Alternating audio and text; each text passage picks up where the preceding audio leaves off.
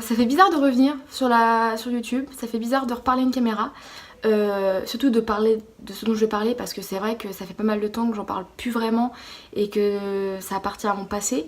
Donc ça fait 1 an et demi que je suis sortie de mon anorexie et du coup je vais vous en parler parce que j'estime que j'avais besoin de clôturer cette aventure et qu'il fallait aussi que je termine ce projet. C'était un petit peu inachevé et de laisser 3 vidéos comme ça sans donner de nouvelles, sans parler de l'avancement, etc. C'était pas dans mes projets justement, je voulais en parler de A à Z et du début jusqu'à la fin. Donc c'est ce que je vais faire dans les prochaines semaines. Je vais aborder mon séjour à la clinique, ce que j'ai fait, les thérapies que j'ai suivies, mon avancée psychologique, physique, etc.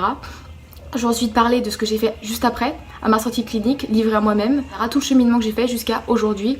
Et je parlerai ensuite de comment je me sens aujourd'hui, psychologiquement, physiquement, les projets que je mets en place, qu'est-ce que je fais pour avancer. Voilà. Donc là, premièrement, je vais commencer à parler de mon séjour à la clinique. Donc j'y suis restée 4 mois. Je suis rentrée le 3 janvier, donc 2 jours après mon anniversaire. Ça n'a pas été évident parce que je venais de le fêter avec ma famille et juste après, je savais que j'allais plus les voir et que ça allait être une nouvelle épreuve à passer toute seule et que j'allais être face à moi-même. Donc ça n'a pas été évident cette période-là justement de transition entre la maison et la clinique, entre la famille et la solitude toute seule dans ma chambre. Mais je m'y suis rapidement faite parce que j'ai eu confiance. J'ai eu confiance déjà en l'équipe qui me suivait, j'ai eu confiance en moi et j'ai eu confiance en la vie en général. Je savais que ça allait être ma dernière chance pour m'en sortir et du coup j'ai fait tout ce que je pouvais faire pour sortir de tout ça. Donc déjà ça a été vachement moteur de savoir que j'étais entourée et que moi-même je me faisais confiance, c'est-à-dire que je n'allais pas baisser les bras cette fois-ci parce que je savais que c'était ma dernière chance de m'en sortir. Et pendant les premières semaines, j'ai pas eu grand-chose. Je me souviens que j'ai été suivie seulement par une psychiatre et par un psychologue de temps en temps.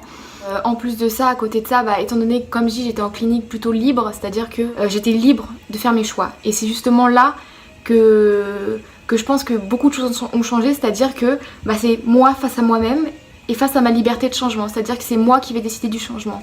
Donc si je décide de pas changer, ça sert à rien d'être ici. Et c'est qu'on a le choix. Et je pense que c'est ça qui m'a fait avancer aussi, c'est d'être libre tout simplement, d'être libre de prendre le temps de guérir, de prendre le temps de m'en sortir, de prendre le temps d'accepter les changements qui allaient être opérés, d'accepter mon corps actuel, parce que quand je suis rentrée, je faisais quand même 36 kilos je crois. Et de me dire que d'accord, quand je sortirai, j'aurais pris 12, 13, 14 peut-être kilos de plus. L'accepter, prendre le temps d'accepter, prendre le temps d'accepter que ça va prendre du temps justement. Ça a pas mal bougé dès les premiers mois, même les premières semaines. Suite à ça, j'ai été suivie par beaucoup d'autres thérapeutes, mais c'était plus pour se vider l'esprit. C'est-à-dire qu'il y avait de l'ergothérapie, de l'art-thérapie, de la musicothérapie, et en dehors de ça, je pouvais faire du théâtre et de la psychothérapie. Et toutes ces choses-là ensemble ont fait que j'ai pu avancer, défocaliser de ma maladie et me rendre compte que je pouvais m'exprimer ailleurs que par mon corps déjà. Je pouvais parler, que je pouvais taper dans l'argile, que je pouvais taper dans les percussions, que je pouvais chanter pour m'exprimer et pas à travers mon corps et à travers la souffrance. Ce qui m'a aidée aussi, c'est la rencontre avec les autres. Et ça m'a fait avancer aussi, le fait d'échanger avec d'autres, d'échanger sur nos pathologies parce qu'on est tous différents, donc du coup on se rend compte qu'on n'est plus le nombril du monde et que nos problèmes sont pas le centre du monde, c'est-à-dire qu'il y a d'autres problèmes et que finalement on minimise les nôtres, alors même s'il faut pas forcément se minimiser parce que à chacun ses troubles, à chacun ses soucis et à chacun ses maux, MAUX. Mais voilà, ça permet de relativiser un peu sur sa situation, de se dire mince, moi il m'arrive seulement ça. Moi voilà, dans mon cas, ça je me disais j'ai rien de grave qui s'est vraiment passé dans ma vie, pourquoi il m'arrive ça alors que là je me plains, alors qu'à côté de moi j'ai quelqu'un qui a perdu telle personne, qui a vécu tel événement dans son passé et mince. Et à force d'échanger, j'ai appris sur moi, j'ai appris sur les autres et ça m'a fait grandir. Vous pouvez demander à n'importe qui autour de moi, même mes parents, ils m'ont trouvé beaucoup plus évoluée, on va dire, dans ma façon de penser et dans ma manière de parler, de m'exprimer, etc. Donc en fait ça a été vraiment un tout. Je pense que j'étais déjà prête psychologiquement j'étais prête à avancer, j'étais prête à changer, et j'étais prête à passer à autre chose. J'étais prête à m'en sortir. Et puis en plus de ça, à côté de ça, voilà, j'avais non seulement la motivation, mais en plus de ça, j'avais tous les outils pour m'en sortir. C'est-à-dire que j'étais suivie par une équipe, j'étais suivie par ma famille, j'étais suivie par des gens autour de moi. Et je me donnais les moyens d'y arriver moi aussi, parce que si je me poussais pas aux fesses, bah, personne ne pouvait le faire à ma place. Donc voilà, c'est un tout qui a fait que j'ai avancé. Alors je dirais pas que ça n'a pas été compliqué, je dirais pas que j'ai eu des coups de mou, des moments où j'avais envie d'abandonner, des moments où j'avais envie de tout foutre en l'air, des moments où j'ai envie de me foutre en l'air. Parce que j'en avais ras-le-bol et que je me disais que je m'en sortirais jamais. Mais j'ai relativisé sur tout ça et j'ai compris qu'il fallait que je m'en mette en question, qu'il fallait que je m'abandonne à mes souffrances, c'est-à-dire que j'exprime mes souffrances, que j'exprime ce qui allait pas et que au fur et à mesure, bah, ça me ferait m'enlever ce poids que je ressentais tout le temps sur mes épaules et cette envie d'autodestruction, cette envie de me détruire, cette envie de me faire souffrir. Sans aucune raison, j'ai pas vraiment cherché pourquoi j'allais mal, mais je le ressentais que j'allais mal et du coup bah, j'exprimais. Au fur et à mesure du temps, j'ai repris le sport et là, ça a été une libération, ça a été un gros changement et c'était une motivation en plus. Donc j'avançais jusqu'au jour où bah, je suis sortie de la clinique, c'est-à-dire avec un état d'esprit où c'était fini.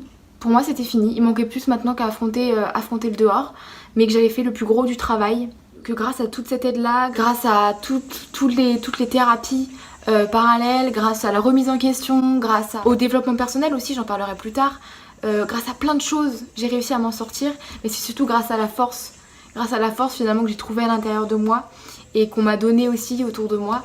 J'ai réussi à me sortir de ça, j'ai réussi à sortir de la clinique avec un poids stable que j'ai réussi à tenir et aujourd'hui voilà, je suis en parfaite santé. Aujourd'hui je fais du sport, aujourd'hui je mange ce que je veux, aujourd'hui voilà, tout va bien, les culpabilités sont parties. Donc ça j'en parlerai dans une prochaine vidéo. Mon séjour à la clinique a vraiment été bénéfique, je pense que c'était parce que c'était le moment pour moi. C'était, voilà, j'y suis allée au bon moment, au moment où j'étais prête, au moment où la vie m'a mis cette opportunité sur le chemin et que voilà, c'était l'occasion de m'en sortir. Alors encore une fois, c'est mon expérience à moi, c'est-à-dire que je vais pas vous dire qu'il faut que vous alliez à cette clinique pour vous en sortir, parce que si vous n'êtes pas prêt psychologiquement, si vous n'êtes pas prêt au changement, si vous n'êtes pas prêt à affronter vos souffrances, à vous affronter vous-même, à vous battre contre vous-même, ça fonctionnera pas. Voilà, c'est mon expérience à moi, c'est ce que j'ai entrepris, c'est ce que j'ai fait pour me sortir de ça. Maintenant, j'ai pas la science infuse, j'ai pas la recette pour guérir, il n'y a pas de recette de toute façon. C'est chacun qui la trouve, sa propre recette, et c'est à chacun d'opérer les changements qu'il a envie de voir dans sa vie. Donc je vous parlerai une prochaine fois du coup de mon évolution, c'est-à-dire qu'est-ce qui s'est passé après la clinique, qu'est-ce qui m'est arrivé, qu'est-ce que j'ai fait, qu'est-ce que j'ai mis en place pour maintenir ce poids-là, parce que beaucoup rechutent, qu'est-ce que j'ai fait pour pas rechuter. Et ensuite, la prochaine vidéo viendra sur ce que je fais aujourd'hui et mes projets pour plus tard. Je vous dis à bientôt, n'hésitez pas à poser plein de questions, n'hésitez pas à me donner des suggestions de ce que vous aimeriez savoir. Et je vous souhaite une très très très belle journée, une très très belle vie, et à toutes les personnes justement qui sont dans cette souffrance là, je vous souhaite de vous en sortir. Je vous donne la force, je vous envoie toute ma force pour sortir de toutes vos souffrances, parce que je sais ce que c'est, je sais que c'est compliqué, mais voilà, on peut en sortir. Je vous embrasse et je vous dis à bientôt.